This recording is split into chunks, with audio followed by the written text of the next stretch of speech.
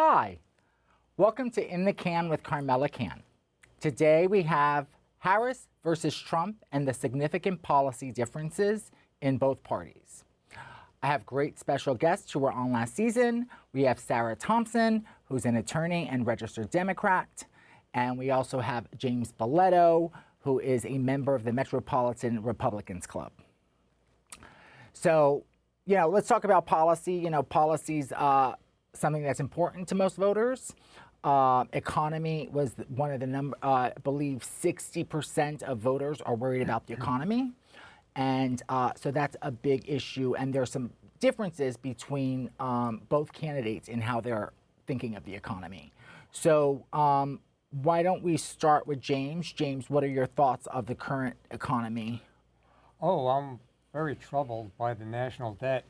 It doesn't rank as high as I like it to be. I think it's the number one issue as far as I'm concerned. It's now $35 trillion with a T. We're spending over $2 billion a day just on interest. This is unsustainable. So I'm very disappointed in actually both candidates. I haven't heard any one of them. Just to clarify, you're talking about both the Republican and Democrat parties are responsible for this. Absolutely. I blame both parties. There's plenty of blame to go around. I was originally supporting Chris Christie for the Republican nomination. I now support Donald Trump. I think he's probably the much better candidate. He's certainly not perfect. But that said, I must say I'm disappointed. I think both Trump and Harris are trying to outdo each other with tax cuts and all sorts of goodies. And that's how we got into this mess. So I'm a little disappointed with both of them.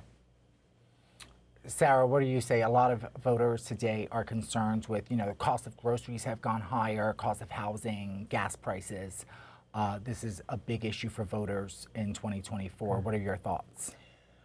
So I tend to be of the same mind in the sense that, this is never, year over year, term over term, budget deficits and spending deficits and all of these sort of big picture debt problems at the U.S. Problems or circumstances, depending on how you define it. It's a multi-party problem, right? It's everybody in the political system is responsible in their ways for the state of affairs.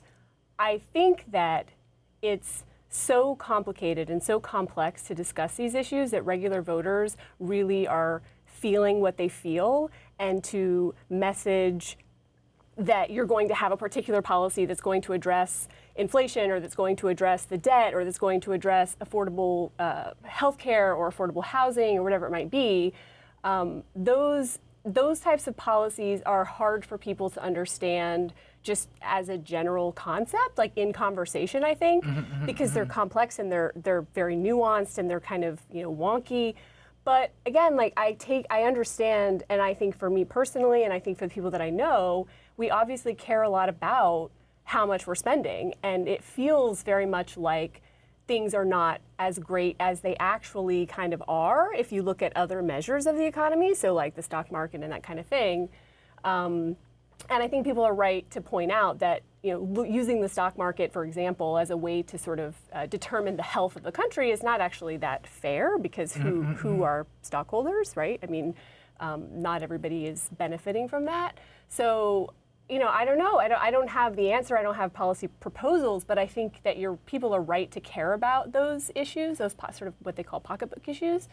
And it's a big problem that both sides, both parties need to address. Harris is saying that she wants to basically give $25,000 to new home buyers. She wants to reinstate tax credit for people with kids. And also she wants to kind of, go after grocery stores or capitalism and, because of price gouging of some form. What do you think of her policies in trying to address and also give tax breaks, I believe, to those that make $94,000 or less, which, are considered, middle class at that? I think it's a general matter. The child tax credit and expanding the child tax credit, for example, is is a great way to put money in the hands of families, which I think everybody, whether or not you agree that the tax credit is the most appropriate way to do it, everybody agrees in principle, I think, that families are the people who need help the most in a challenging economy or in any economy, whether it's challenging or not. And by the way, that money goes back into the economy, so it's this sort of false idea that like you give people money and they're just gonna like, I don't know what, set it on fire. No, it's gonna actually go back into the economy to help people not only live their lives, but also help those people who need jobs, right? It's gonna pay the businesses to have the money and capital to pay the people that are working for them. It makes sense, right? It makes sense. As regards, certain other of Harris's policies, in terms of wealth tax, I'm not sure how specifically that framework would work. I'm not sure whether I agree or disagree with it. I'm not opposed to making sure that corporate loopholes in the tax system are closed. It's hard to sit here right now and explain the details of that. If anybody has taken a look at the tax code in the last, 50 years, it's reams of books upon books, and it's complicated. But there has to be some kind of will to actually make that happen. And I think that you need a leader and a person in the president, in the vice president, in Congress, in the Senate, in the House and the Senate, to at least come to some reason of mind that this is an issue that needs to be resolved. If you have people on one side saying, well, there's no problem, the corporate tax loops they're fine, nothing to see here, and then you have people on the other side saying, but they're robbing everybody. I don't think either of those positions is sound. There's always, in my experience in life, and I think other people would agree, just in life, it's never that one-sided. So I think there needs to be just a reasonable discussion had. And I think that discussion needs to be more transparent, because I also know that because these things get so complicated and so bogged down in the minutia, ordinary people don't understand what's happening. And so it's very easy for Trump or Harris or somebody to go out and say, but I'm going to do this. And people are like, yeah, that sounds like a great idea. But then how are you going to do it? Yeah. Right? How are you going to make that happen? So something like a tax credit, people can easily understand what that is and how it might be effectuated. Something like closing tax loopholes, a little more complex, right? Corporate tax structure, corporate tax rate, those are all very complex things. But I think the conversation still needs to be had. And in a way that's civilized and in a way that actually is true to what's happening. And that people can understand. To move a little forward across the aisle, like where it's not so partisan, one-sided, but where we can start, working across the aisle with one another for the best for Americans. So Trump's tax credit next year in 2025 comes to an end. James, what are your thoughts there? Because it's been said that he, gives tax breaks mostly to the rich and to corporations and fails to do that for everyday Americans who are in the middle class and poor bracket. That, what are your thoughts? Well, a lot of that rhetoric is that class warfare nonsense. I don't think that's very productive. I personally do not support tax cuts. I don't want to raise the corporate tax cuts because I don't want to push corporations overseas. Remember many years ago they were going to Ireland and going offshore to avoid taxes. I don't want that to occur. I believe that we should raise the rates on individuals, especially those in the higher tax brackets. I'm willing to do that. However, it has to be matched with some very strong spending cuts. I know that's not popular. So what cuts are you referring to, for example? Across the board. Now, I'm no pacifist, but I think we're spending much too much on military. I think our military commitments are just too much for us. We're not the same country we were in 1945. One of the Trump proposals, and I like it very much, is to use as a bargaining chip our threats to NATO. Look, we will back up NATO, but we're not going to just bankroll them. We're not going to give them a blank check. We're spending much more as a percentage of our GNP as they are, and they're on the front lines. They're facing the Russians right there on the front lines. They're increasing. Now, part of that was a response to the Russian invasion of Ukraine. So I believe that we can close some overseas bases. I think we could reduce our military somewhat. Social spending has to be cut. I know it's painful, but we're going to have to limit food stamps. And I also believe that, and this is very unpopular with Republicans, I believe that we have to phase out farm subsidies. The sugar lobby, it is outrageous what they're getting away with. Tobacco. Here's an example. It's very interesting. We actually subsidize tobacco, and yet at the same time, the government also spends so much money trying to convince people not to smoke and to pay for all the medical expenses that are incurred. That's just a few specifics, but I say across the board cuts, and I believe if the American people understand why it has to be done, it's going to take leadership, and if they feel that the pain is spread evenly and fairly, I believe we can do it. I don't think we have an option. I mean, $35 trillion in our debt. We're spending over $2 billion a day in interest alone. And a lot of that interest is going to foreigners. So basically, we're exporting wealth. At the same time, we're importing poverty. I just want to tack on to that. I think that's the key element of getting these types of policies approved and into effect is that it has to be that people feel cuts are affecting everyone equally. And I think up until now, the general sentiment has been that among, middle class Americans, that it's absolutely not fair, right? It's not fair that I have to spend 50 to 60% of my wages on housing, and then I have childcare. How do I even pay for childcare? I pay for childcare, and I think to myself, how do people who don't make my income pay for this? Or who don't have a partner that can help them or stay home or arrange this is insanity. How can a country expect to grow, expect to expand economically, socially, anything, in power and influence in the world, when we don't even understand the basic notion of childcare? And how, so I know this might get to another question that you're going to get to follow up on, but this is, to your point, it's so, the feeling, the sentiment that people are feeling is important, and I sometimes think it gets lost in the conversation, in the debates. What ordinary people actually have to sit down and deal with every day.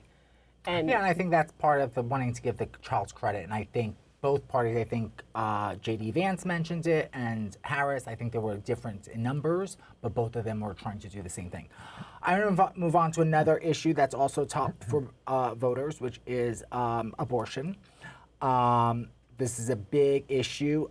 Trump recently made the statement that he did what voters wanted by overturning Roe versus Wade. We're going to see, look, this is an issue that's torn our country apart for 52 years. Every legal scholar, every Democrat, every Republican, liberal, conservative, they all wanted this issue to be brought back to the states where the people could vote. And that's what happened. Now, Ohio, the vote was somewhat liberal. Kansas, the vote was somewhat liberal, much more liberal than people. Which kind of felt out of touch with the American people, considering that there were Republican states that actually voted in pro-abortion, so to speak.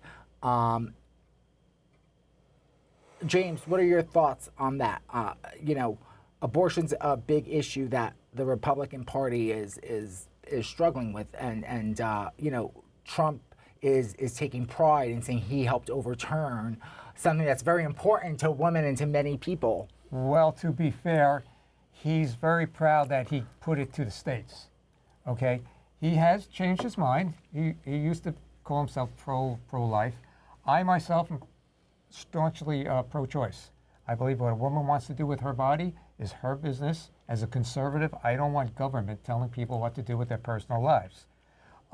As government policy is concerned, I don't think the federal government should have a role. I think it should be up to the states.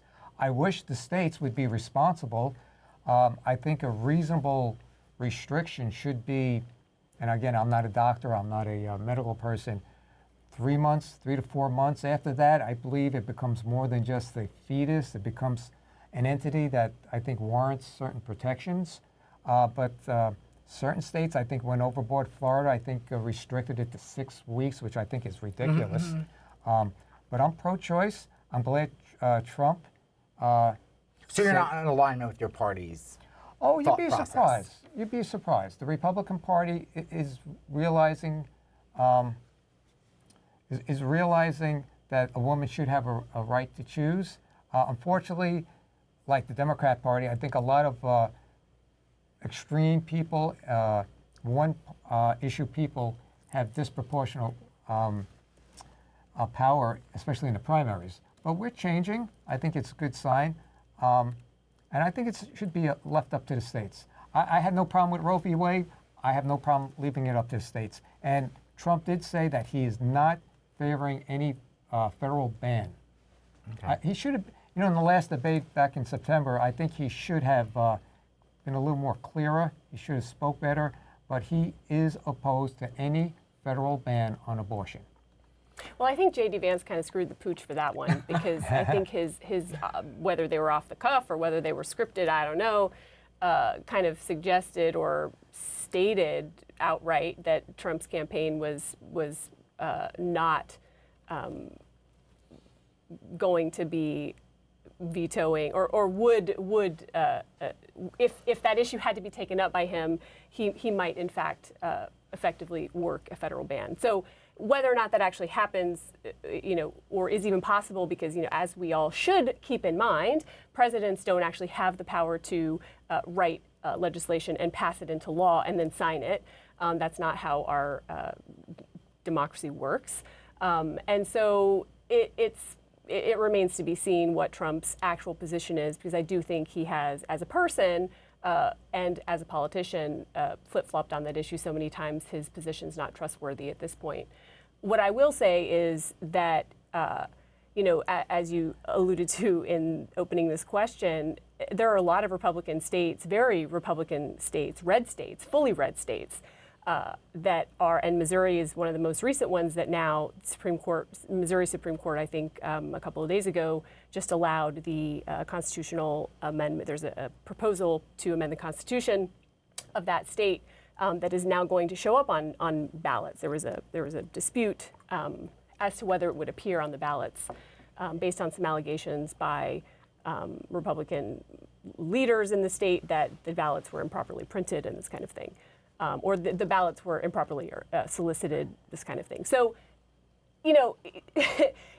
to say that the American people don't believe that some measure of abortion access is proper, reasonable, appropriate, is completely out of touch. I agree with you 100%. And I think that the Democrats have always had this issue. Have been on the right side of this issue, the right side of history on this issue. We can debate whether or not the proper place for the right was within, the constitutional right, or whether it's a state. I personally don't like handing this issue to states because for the reasons that we've seen, right? Because it shouldn't be that in one state, it's this, very important issue is one way, and then in the next state it's another way. Like, that's not how we treat these big sort of global issues. I like to correlate that to almost when, before gay marriage passed in all 50 states, it was legal in Massachusetts, or it was legal in certain states, and then other states did not recognize it.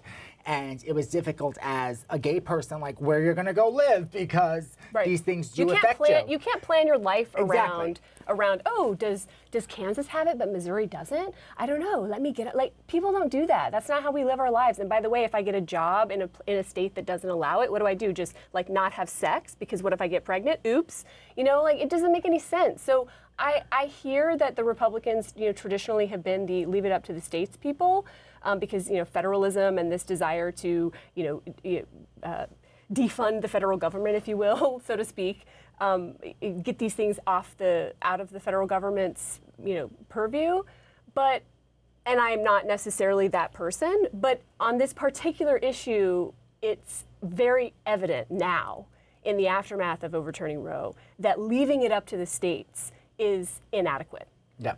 And and also, by the way, not for nothing, it also interacts with various federal laws, whether it's funding laws, whether it's just medical treatment laws, or federal laws that require practitioners to provide emergency care. These are not just state laws that are being impacted, right? These are how does the hospital know they're complying with legitimate federal law, that no Republican is out there saying, oh, this federal law should fail. The federal government shouldn't have the right to pass laws. No. So how do you work that into a framework where federal law will apply, but then you have a state that says, no, you can't do this? There's a conflict, and those conflicts have to be resolved, which is why this particular issue, again, leaving it to various states to decide what they want to do, is not workable. It's not practical. I mean, James, what? Well, for 30 seconds. Again, just to say, I'm glad that Donald Trump said that he is opposed to any federal ban on abortion. He will veto it, in my opinion. But yeah, it's a tough issue. I do believe that there should be a woman's right to choose. But no, let's be fair. On the other side, there has to be some sort of limits. And the Democrats have been very, very bad on that as well. I mean, you can't have late-term abortion. And something else I bring up. Roe v. Wade was the limitation, right? For the last 50 years, Roe v. Wade has been a very, very reasonable limitation on what people can and should and shouldn't do, and the role of the state in evaluating whether the state's interest in getting involved, and that has always been the measure. And I get really incensed, I'm sorry to say, by people and Trump, at the debate saying, oh, they're going to execute babies. And the moderator rightfully pointed out, which to the chagrin of every Republican probably watching, that actually, sir, you can't kill babies. So that's illegal. It's murder. And we're not talking about killing babies. Abortion isn't about killing babies. Abortion is about miscarriage care. It's about babies who die in utero. It's fetuses who die in utero and have to be born dead, right? That requires the medication and the procedures that are quote unquote abortion care. Yep. So those things are implicated, and what I think has happened in the wake of Roe being overturned is that people actually see, oh my God, abortion isn't just about, some floozy getting knocked up and needing to get rid of a pregnancy. Oh my God. No, it's actual people. Like it's people who want babies, and it's people who love the children they have or will go on to have. Well, look, again, there should be some reasonable limits. Roe v. Wade did not really address that. But again, I'm glad. I think this will be worked out. Yeah. I think we are making progress. And I think we'll come to some sort of consensus. Please click the link below and visit Carmella Cann's shop. Have official merchandise, anything from magnets to tote bag. And they're perfect for either holiday gifts or birthday gifts. And you could get your official Carmella Cann merchandise on the link below. Yeah. I'm going to move on to another big issue for voters, which is immigration. The Trump administration is saying if they get back in office, they want to deport 20 million people. That sounds a little bit like a difficult challenge, and they want to go back to rebuilding the wall. We call that a pipe dream. Yes. Well, look, we didn't get into this overnight. We're not going to deport. I mean, we don't even know how many people the Democrats let in. I mean, they just opened up the floodgates, took names, gave court dates, and if we caught somebody jumping a wall, we just released them. This is nonsense. So look, we're not going to go door to door and get rid of 20 million people overnight, but we are going to start the process. We're going to enforce the law. As far as the wall is concerned, I don't consider that important. Yes, certain sections need to be built to help the Border Patrol people monitor and respond, make it difficult for people to come through. But what the Democrats have done in the last 4 years is absolutely reprehensible. To let so many people in, unchecked, unvetted. Can they really tell us? The lowest I've heard was 12 million. I've heard it as much as 18 million. Can they really say that of those people, they're absolutely sure none of them are terrorists? They were all vetted? They were all immunized? absolute nonsense. What they did is an absolute disgrace. I'm sorry. Sarah, what are your comments? Many people say that the Biden-Harris administration didn't really address this issue in the first 3 years, and they've only recently brought this up because of an election and in the last 6 months where there was a bill that did not go through. And, Kamala blames Trump for kind of kiboshing the bill. Well, I think the kibosh issue is accurate. I mean, I think that the bipartisan bill that was in place, among other things, was about giving, increasing availability of border officers and people to process people coming into the country. I tend to think that this is similar to economic issues we were discussing before. Immigration is it's a bipartisan problem, and I think both parties have not done themselves any favors by not taking a serious look at how our border should be secured. I think every country should think and seriously about who can come into the country and who and how that process should work. But what I don't appreciate, or what I find troubling, is that, and particularly in the era that we live in, where social media sort of amplifies these very racist, ethnocentric memes about, Haitians eating cats and killing their neighbors' dogs for food, and getting, it's one thing to want immigration policy that is like real and helpful to people, and not just and for immigrants themselves, right? Because if you come here and you have no way of legalizing yourself and making money legitimately and sending your kids to school and doing all of these things in a way that integrates you into our society, that's not beneficial for them either. So I say this from a place of, this needs to be, the country as a country has a right to secure its borders, but also people coming in here have a right to know that when they get here, they're not going to be subject to, dismissal or arrest or harassment by people, right? So there's two sides to this.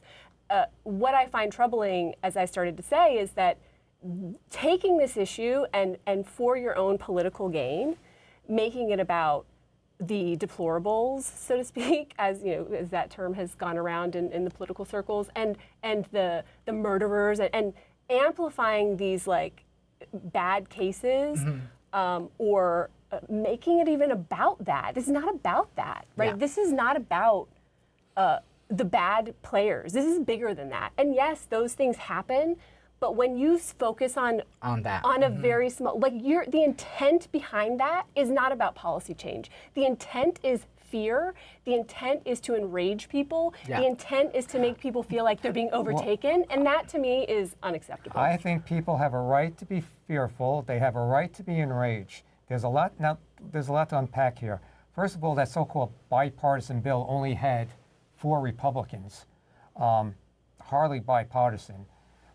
Prior to that, when we took the House after the midterms, we put in our own bill, H.R. 2, that would have provided for Border Patrol agents. It would have made it harder for people to come here and claim asylum. It would have basically said you follow the law. You go through the legal ports of entry, okay? This other bill, 3.5 years later, they decided, it's a problem. The border czar, Harris, decided, let's have a bill so we have political cover. They're the ones who are using this issue for politics, okay? Then this bill also that they try to push, by the way, Trump didn't squash it. I mean, there was no evidence that But what do you think of the rhetoric that Trump, we'll say we have an immigration issue that's got out of control. Yes. But the rhetoric he uses when he describes people, when he uses race, and he makes them sound like immigrants are criminals when they're really not. There's no data to support that the majority of people coming in illegally commit crime. No. Final battle. Prisoners, murderers, drug dealers, mental patients, terrorists. Trump frequently claims that immigrants crossing the border with Mexico had escaped from prisons and asylums in their home countries and are fueling violent crime in the United States. While available data on criminals' immigration status is sparse, researchers say the violent crime rate is not higher among those in the U.S. illegally than native-born Americans. No, I dispute the premise of your question. He is not using race. Okay, he's using numbers. Well, the vast ethnicity is number a of proxy people. of race Hold on, for Donald hold Trump. on. Well, you see, this is a Democrat little ploy here. You know, throw race up there. If you disagree with the left wing of their party, you're a racist. You're a xenophobe. Can't we have a discussion without all this, you know, labeling? You're a racist. It's actually leading into my next question, which is a little bit about culture and some things that, and these are facts. These are not opinions. And I'm actually going to take a few things that Trump has said actually right out of his playbook. I hope we take some Harris things too. Yes, Trump plans to protect children from left-wing gender insanity, he calls it. I will sign a new executive order instructing every federal agency to cease all programs that promote the concept of sex and gender transition at any age. He will stop the concept of gender transition at any age, not just for children. And Trump only recognizes gender based on sex assigned at birth. He has focused on Obama and Harris's race. And one moment he says it's not important, but then why does he bring it up if it's not important? Not directly, very much. And she was always of Indian heritage, and she was only promoting Indian heritage. I didn't know she was black until a number of years ago when she happened to turn black, and now she wants to be known as black. So I don't know, is she Indian or is she black? She has always But you know identified what? as a black woman. I She went to a respect historically either black one. college. I respect either one, but she obviously doesn't, because she was Indian all the way, and then all of a sudden she made a turn and she became a black. He has made statements about the blood of the country. And these are not, we have recordings of him saying these things.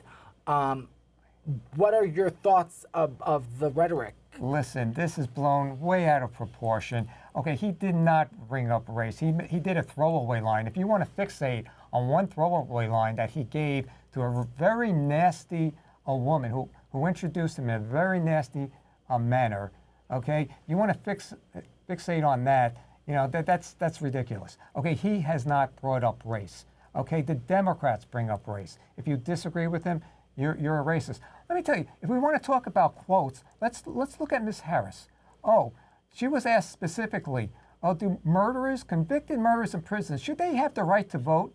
Oh, I'm willing to have that conversation. What about ICE? Oh, she compared them to the Ku Klux Klan. You tell me who's using race. I mean, police. Oh, yes, I'm willing to have that discussion about defunding the police. This is after people have attacked police on the streets, thrown bricks, Molotov cocktails at our police, and she went to Minnesota. This is a fact. She went to Minnesota and urged people to donate to a fund that released these people from prison, put up bail for these people. That is absolutely reprehensible. So if you want to talk about some lines that Donald Trump, I agree. Donald Trump does not speak in a very politically correct manner. He's not a politician. He's a businessman. Hold on a second, because I keep hearing that. Donald Trump is a businessman. Yes. He lies like a politician lies. So he's more like a politician in his way of lying than he is like a businessman. I think once you become the president of the United States, you give up the right to say you're no longer a politician. Well, yeah. Donald Trump is a notorious liar. He's a notorious flip-flopper on various issues. I am not going to sit here and defend the extreme side, left, liberal side of my party. Of your What I candidate. will say is that I am not a person who thinks that because somebody makes a stray remark, as you're characterizing Donald Trump's remarks, I don't necessarily agree with your characterization, but I will say that I'm not a person who thinks if you make a stray remark and it happens to be something that you just miscalculated, that you should be called a racist. I don't think that's true, or a sexist, or whatever is. However, there's a difference between that and the way that you speak and the way that you comport yourself and the language that you use matters. And I refuse to buy into the framework that a person can just get up on a stage or get up at a rally and say whatever they want from a lectern, and because they're doing it in the spirit of political entertainment or to rally the masses around their political endeavor, that somehow they should be insulated from criticism. Please click the link below and visit Carmella Cann's shop. Have official merchandise, anything from magnets to tote bag, and they're perfect for either holiday gifts or birthday gifts. And you could get your official Carmella Cann merchandise on the link below. Oh, I'm not So- saying that. I'm not saying that. But if you want to talk about name calling and manner, they have called him a Nazi, a fascist, a dictator from day one. They gave him no cooperation. Okay, and frankly, I think the assassination attempt where he almost took a bullet, to the ear, where he almost was killed. I really think they contributed. The Democrats really created an atmosphere of hatred. And I think they really encourage stuff like that. And I think it's absolutely reprehensible the way they treated Donald Trump. And you know what? You want to put all the focus on Trump, but Harris is the biggest liar I've ever seen. And she's on videotape saying she would ban fracking. She would defund the cops. And now she's lying Yes, right I'll to the say that American Harris people. has changed her positions She has when lied. it came to certain. She has lied. She's didn't changed her say- position. No. But what I will say is Trump has also been calling people thugs and Okay. using terminology about race of the country, which does have biased insinuations in it, and people do view that these words, the rhetoric, as racist. And I mean, Sarah, what are your thoughts? I hear a lot of Republicans saying, well, I don't agree with what he says, but I support his policies, so therefore it doesn't matter what he says because I'm in line with his policies. Do you think that that's a way? I think that's a cop-out. I mean, first of all, I don't even think Donald Trump really has policies. I think he has a desire to have power, and I think he has a desire, his Project 2025, if anybody has the energy or patience to even care to read that, his cozying up with the Heritage Foundation, his J.D. Vance, it's all to be found, to be identified by people if they're interested in looking at it. And what I think you will learn when you take a deep dive into these documents, into these artifacts that Trump and his advisors, that he would bring with him, right? Because presidents don't work on their own. They work with advisors, and they work with people who are interested in certain outcomes, whether those are political or whether they're policy, or whether they're environmental, whether they're cultural. They have certain ideas that they want to see happen. And those ideas are, when a candidate endorses those ideas, he owns them. And so I don't care if your framework is, well, you can say whatever you want, that, Project 2025 is not Donald Trump, that's bullshit. Like, I'm sorry, but you can't, that's not how This is absolute government nonsense. works. So, I mean, do you agree? You claim Harris has made certain false statements, and we'll say every politician No, I'm makes false going further. statements. I'm saying she lied. Okay. She said she never said that she would ban And fracking. you don't think It's Trump has video. lied in his periods? I think he's both been of them. caught What on I'm- record lying about so many Well, he's been things. convicted of fraud. What I have said is very Which is clear. lying. You're Fraud is focusing lying. only on Donald Trump. I'm focusing and on- you're- no. No, you're giving a free pass to Harris, just like the media No, is. I am not she's giving- reprehensible. She ought to be ashamed of herself. By the way, the Project 2025, nothing to do with Donald Trump. Okay, this is a talking point that the Democrats decided to use. Listen, you have these left-wing. Have you read Project 2025? I've seen some of it. Some of it is deplorable, and Yeah. Donald Trump And says so. you know who endorses it? Heritage Foundation. You know who wrote it? It's not Donald Trump. Well- it's not Donald Trump, and that. So if you You want know to the head tie of the to him- Heritage Foundation. J.D. Vance wrote a foreword for his new book that's coming out. well, they have really strong ties, really strong relationships. These I are may- people that are may I in bed speak? together. They are interested in the same things. Donald Trump is interested in becoming an autocrat. This is what he wants. This is absolute nonsense. This is what he Listen, wants. I could look He at said these it. left-wing media think tanks, and I could tie it to you very much. You want to defund the police. You want to have an open border. You want to have all these people come in, and you're doing it just so you can get votes. These people are going to be on welfare. They're going to be on food stamps, and you know they're going to be Democrats. You know what? You might gain power with this. You might become a one-party state run by the Democrat Party. But think of the country you're going to have. It's going to be bankrupt. It's going to be lawless. I'm shocked. I mean, as an attorney, as an officer of the court, how you can just look the other way when Biden and Harris basically opened up the border. Not only did they open up the border, but they fought every attempt by the border states to stop illegal immigration. They don't even call it illegal. They're undocumented. This is nonsense. I mean, I'm a middle of the road person. I think both parties have policies that I can agree with and disagree with various issues. I'm someone who's pro-abortion. I'm someone who's legal immigration. I'm someone who supports those things.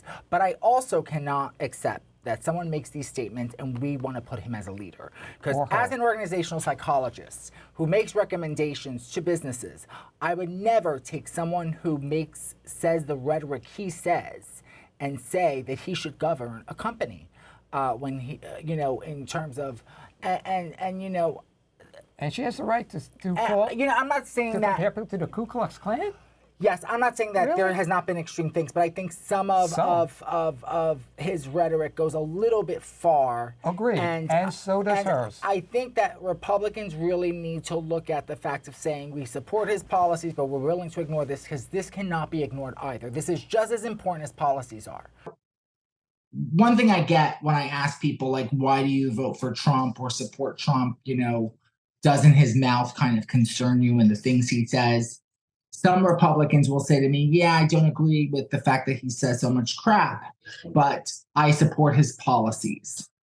Every once in a while, I do cringe on some of the things he says, but under Donald Trump, we had a great economy and we weren't at war. I'm a Ron DeSantis supporter, but now I support Donald Trump. And yeah, but the problem is that the people who are supporting Donald Trump in government right now are worse than he is. I mean, like some of the I mean, you can't even. It's almost laughable, right? You can see why these people are perfectly fine with what Donald Trump says and does, because they do the exact same thing, and they probably do it in their private life. They probably have these comments and thoughts that they just they keep it on the inside when they're in public, and then when they're in their among their crowd, they sort of let it rain. And I'm sorry, but I don't like those people in government. They don't have a place in a government that is for everyone, right? I am not here endorsing the farthest reaches of my party who talk about defund the police and who call everybody a racist. I'm not here to defend those people. Which is Kamala Harris. So Well, how can you support Kamala Harris? Okay, and when she's in she's in step with the squad, the anti-Semitic statements that have come out of the Democratic left, and she refuses to condemn them. Biden refuses to do anything about it. But we only hear about the things that happen on the right. We attack the right when they say something. But when she compares, but there is this extreme on this is not about both sides. I agree. I'm not going to reject that framework. We don't hear that because they control the media. And when she compares ICE agents and law enforcement people to the Ku Klux Klan, she gets a free pass. I haven't heard any condemnation of that. I'm glad we can have a discussion. Because I think as we want to move forward as Americans, we need to learn how to work together across the aisle. Like